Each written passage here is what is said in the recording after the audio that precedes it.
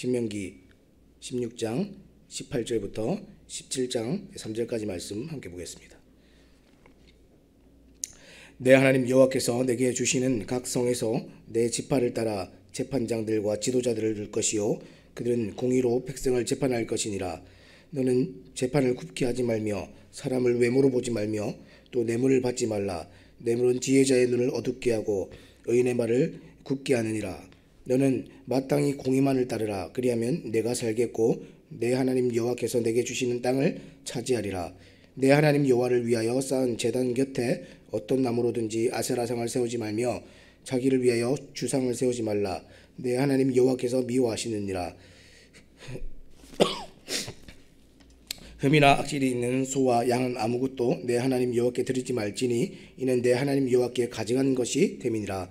내 하나님 여호와께서 내게 주시는 어느 성중에서든지 너희 가운데 어떤 남자나 여자가 내 하나님 여호와의 목전에 악을 행하여 그 언약을 어기고 가서 다른 신들을 섬겨 그것에게 절하며 내가 명령하지 아니한 이럴 성신에게 절한다 하자.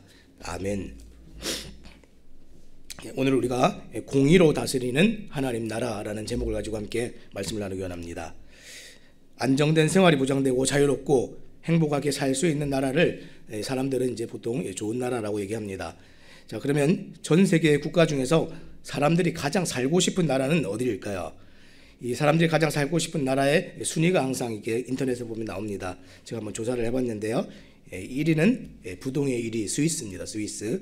그 뒤를 이어서 호주, 노르웨이, 스웨덴, 덴마크 쭉 이렇게 이어지는데 거의 이제 북유럽 국가들이 상위권에 있습니다. 그 중에서 사람들이 많이 가기 원하는 미국은 17위이고요. 대한민국은 19위였습니다. 여러분들에게 모든 기반을 다 주고 어느 나라에서든지 다 살 수 있도록 한다 할 때 어디서 살고 싶으십니까? 스위스 가서 한번 살고 싶으십니까? 아니면 미국이나 나는 그래도 대한민국이 좋다 이런 분들도 아마 계실 겁니다. 그래도 가장 살고 싶은 나라는 하나님 나라입니다. 왜냐하면 하나님 나라만큼 온전한 공의가 행해지는 나라가 없기 때문에 그렇습니다. 왜 공의가 행해져야 가장 살기 좋은 나라입니까? 공의가 행해져야 억울하거나 억압받는 사람이 생기지 않기 때문에 그렇습니다. 공의가 행해져야 불의하고 불법한 자들이 생기지 않기 때문에 그렇습니다. 이제 가나안 땅에 들어가서 새로운 국가를 세우는 이 이스라엘은 공의가 베풀어지는 하나님 나라의 그림자이며 모형입니다. 그래서 무엇보다 나라를 통치하는 지도자들은 하나님의 공의가 무엇인지 잘 보여주어야 됐습니다. 왜냐하면 하나님은 하나님을 떠난 이 죄의 법 아래 살아가는 모든 나라와 민족이 하나님을 기억하고 돌아와서 하나님의 통치 아래 살기를 원하시기 때문에 그렇습니다. 자, 그러면 새로운 국가를 세우며 이스라엘이 가장 먼저 해야 하는 일이 무엇입니까? 공의를 회복하는 것입니다. 자, 18절 말씀 읽겠습니다.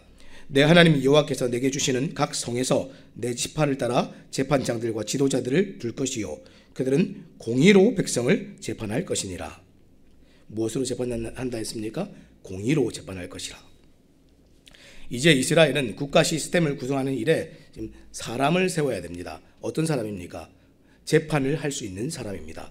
제일 먼저 공의를 회복하고 공의가 행해지도록 지금 각 성의 재판장과 지도자들을 세우도록 그렇게 했습니다. 이들의 역할은 공의로 백성을 재판하는 겁니다. 곧 이 나라에서 억울한 사람이 없도록 하는 것, 이것이 이 재판장들과 지도자들이 해야 되는 일이었습니다. 그래서 18절 말씀은 공의를 회복하는 일을 위해서 각 성에서 각 지파를 따라 재판장과 지도자들을 세우도록 했습니다. 이게 무슨 뜻입니까? 중앙성소에 나와서 단 한 곳에 재판하는 곳이 있는 것이 아니라 각 곳에서 소외된 곳이 없이 하나님의 통치가 있는 모든 곳에서 공정한 재판과 법 집행이 이루어지도록 그렇게 했습니다. 이 조선시대에도 왕이 모든 것을 판결하지 않았지요. 각 고을의 수령인, 원님, 우리가 사또라고 부르는 그분들이 공의로운 재판으로 이 백성들의 억울함을 푸는 그 역할들을 했습니다. 물론 이 공의를 경험하는 것은 무척 어려운 일이었죠. 지금도 이 시대와 이 동서고금을 막론하고 우리가 경험하는 것은 이 땅에 공의가 없다 하는 것, 그것을 경험하죠. 그래서 공의를 행할 의로운 재판관이 반드시 필요했습니다. 자, 그런데 이 하나님의 나라에서 진짜 공의를 행하실 그 의로운 재판관이 누구이십니까? 우리 예수님이시죠. 데살로니가 후서 1장 7절에서 9절 말씀을 이렇게 기록합니다. 환난을 받는 너희에게는 우리와 함께 안식으로 갚으시는 것이 하나님의 공이시니 주 예수께서 자기의 능력의 전사들과 함께 하늘로부터 불꽃 가운데 나타나실 때에 하나님을 모르는 자들과 우리 주 예수의 복음에 복종하지 않는 자들에게는 형벌을 내리시리니 이런 자들은 주의 얼굴과 그의 힘의 영광을 떠나 영원한 멸망의 형벌을 받으리로다. 장차 의로우신 재판관이 되시는 예수님께서 하나님을 모르는 자들과 예수님의 복음에 복종하지 않는 자들을 심판으로 죄로 말미암아 이 땅의 모든 불의와 불법을 처단하신다 하는 것이 지금 오늘 이 말씀이었습니다. 그래서 믿는 자에게 구원을 주시고 믿지 않는 자에게는 심판을 주시는 예수님이 진짜 의로운 재판관이십니다. 하나님의 또 공의이십니다. 그래서 이 공의를 나타내기 위해 이스라엘은 국가를 시작할 때 의로운 재판관을 세웠습니다. 자, 이것이 공의를 회복하는 첫 번째 단계입니다. 자, 그러면 의로운 재판관은 어떻게 공의를 회복할 수 있습니까? 자, 19절 말씀 읽겠습니다. 너는 재판을 굳게 하지 말며 사람을 외모로 보지 말며 또 뇌물을 받지 말라. 뇌물은 지혜자의 눈을 어둡게 하고 의인의 말을 굳게 하느니라. 지금 재판관들에게 요구한 것이 무엇입니까? 재판을 굽게 하지 말라. 재판을 바르게 하라. 이렇게 얘기했습니다. 자, 이 말은 재판의 공정성을 잃으면 안 된다 하는 말입니다. 어떤 것도 바르게 법 질서가 집행되는 일에 영향을 주어서는 안 된다 이렇게 얘기했습니다. 그러면서 지금 영향을 주게 되는 몇 가지를 얘기했는데, 첫째는 사람을 외모로 보지 말아야 된다 이렇게 얘기했습니다. 곧 개인의 신분이나 지위나 혹은 재산 유무에 따라 사람을 판단하지 말아라 이렇게 얘기했습니다. 재판관은 공의에 입각하여 백성들의 평등한 권익을 옹호해 줘야 할 그 책임이 있는 사람이기 때문에 어떤 이유에서든지 편파적이거나 왜곡된 판결을 내려서는 안 된다 이렇게 얘기했습니다. 이것이 사람을 외모로 보지 않는 것입니다. 자, 두 번째는 뇌물을 받지 말아야 된다 이렇게 얘기했습니다. 뇌물은 지혜자의 눈을 어둡게 한다 이렇게 얘기했는데, 이것은 문자적으로 장님이 되게 한다 이런 뜻입니다. 왜 장님이라고 표현했습니까? 돈에 대한 욕심이 재판관의 눈을 가리기 때문에 그렇습니다. 뇌물 준 자의 불이나 재판상 요구되는 확실한 증거조차 보지 못하고 지나치게 만들기 때문에 재판관으로서 진짜 중요한 것은 아무것도 보지 못하게 만들기 때문에 지금 장님이라고 표현했습니다. 자, 이렇게 되면 재판관이 그 힘을 이용해 불의를 행하게 됩니다. 눈이 다 가리워진 채로 이 재판을 행하면 사리 분별이 없어서 불의를 행하게 됩니다. 이 불의는 죄 없는 사람을 죄인이 되게 만들고 돈이 없고 약한 자들만 피해를 보게 만들고 인간적인 마음이나 욕심이 곧 죄가 이 인간적인 욕심이 가득해서 이 죄가 공의를 무너뜨리는 그런 결과를 맞이하게 됩니다.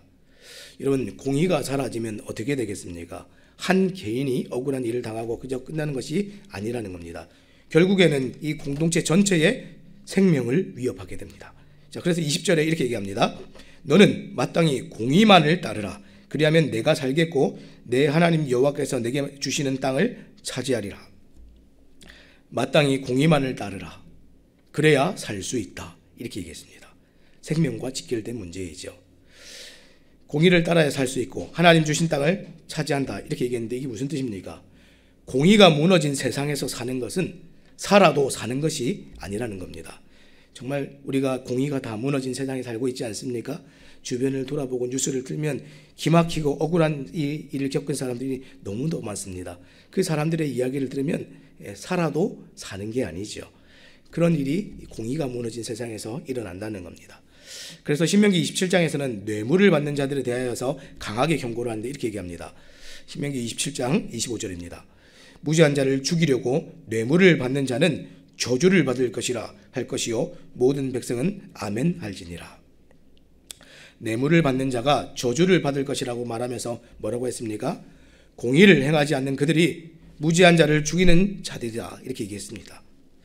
공의를 무너뜨리려고 뇌물을 받는 행위는 이 인간의 가치를 돈보다 낮게 취급하는 행위입니다. 물질이 더 가치 있고 세상에 그 어떤 것이 더 가치가 있어서 하나님의 형상을 가지고 있는 사람을 무가치하게 여기는 일이 공의가 무너지면 다 이렇게 일어납니다. 비록 사람의 눈을 피해서 그 같은 죄를 이런 사람들이 자행을 할 수 있을지 몰라도 결국에는 어떻게 되겠습니까? 결국에는 하나님의 공의의 눈은 피할 수 없기 때문에 그 사람들은 저주를 면할 수가 없습니다. 그래서 이 저주의 결과는 곧 하나님과의 관계의 단절인 죽음으로 나타나게 됩니다.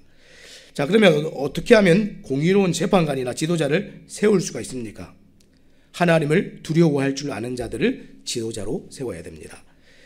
21절 22절입니다. 내 하나님 여호와를 위하여 쌓은 제단 곁에 어떤 나무로든지 아세라상을 세우지 말며 자기를 위하여 주상을 세우지 말라. 내 하나님 여호와께서 미워하시느니라. 공의를 회복하는 일의 시작은 하나님을 경외하는 것입니다. 하나님을 잊지 않고 하나님의 눈앞에서 말하고 행동하는 겁니다.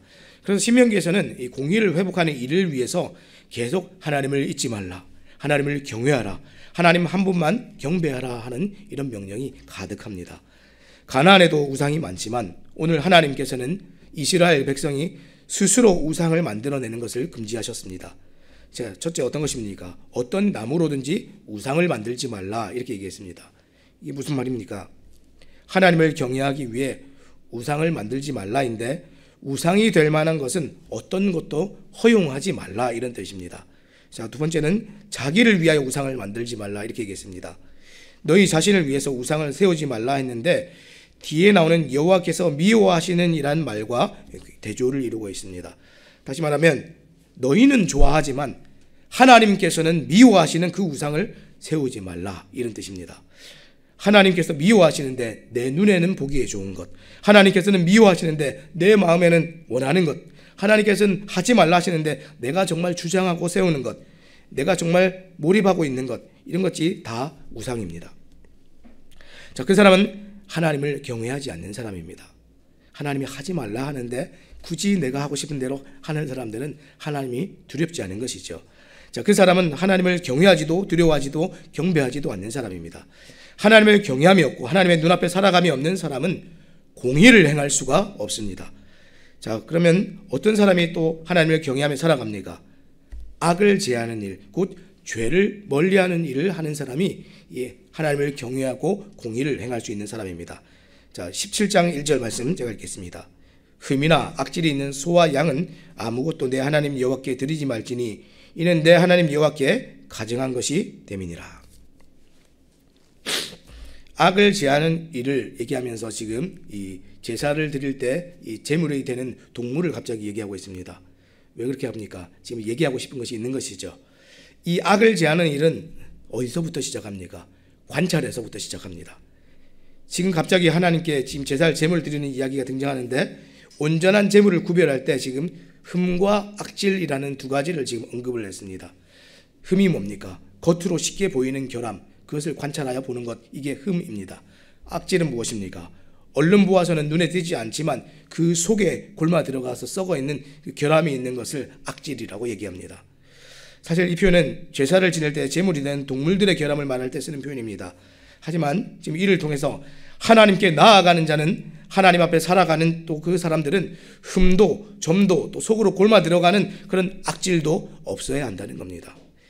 자, 그러면 어떻게 하나님 앞에 결함 없이 살아갈 수가 있겠습니까? 자, 2절 말씀 함께 읽겠습니다. 제가 보겠습니다. 내 하나님 여호와께서 내게 주시는 어느 성중에서든지 너희 가운데 어떤 남자나 여자가 내 하나님 여호와의 목전에 악을 행하여 그 언약을 어기고. 2절에 지금 다시 돌아와서 악을 행하는 문제를 지금 다시 다룹니다. 이것이 흠이고 악질인데 그러면 악을 행하지 않는 것, 이 악질이 되는 것, 흠이 되는 것 무엇입니까? 자, 2절 하반절에 이렇게 기록합니다. 내 하나님 여호와의 목전에 악을 행하여 그 언약을 어기고. 지금 악을 행하는 것을 뭐라고 표현했습니까?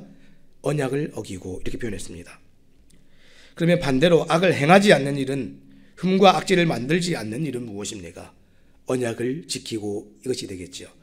언약을 지킨다는 게 무슨 뜻입니까? 하나님께서 명령하신 것만 지킨다는 뜻입니다.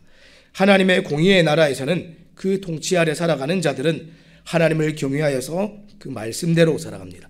그 명령대로, 법도대로 살아갑니다. 이것이 하나님을 의뢰하는 것이고 하나님을 믿는 것이고 하나님 말씀에 순종하는 것입니다. 그래서 하나님의 공의가 그 백성들 가운데 그렇게 행해집니다.